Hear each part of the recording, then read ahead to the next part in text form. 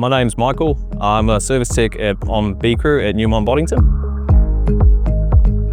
It's a variety of different things, anywhere from GET change out to oil changes, filter changes, just preventative maintenance, and assisting fitters with whatever work they need to continue with. Start our day by getting on the bus at camp at about 5:20. We get to site and we'll do our pre-start around about 6 o'clock. We'll go through everybody's plans for the day. So we talk about which machines we have, we talk about the fatality risks and what potential hazards we're going to have to encounter and how we're going to control them.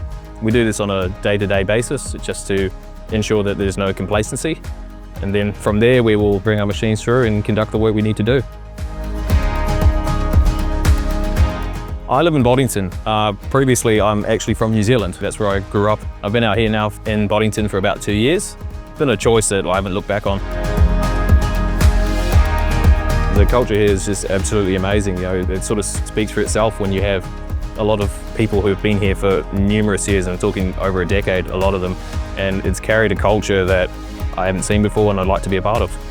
I've worked at a fair few different places. I've been in a few different lines of work, being from butchery anywhere through to customer service, and this is the place I want to be.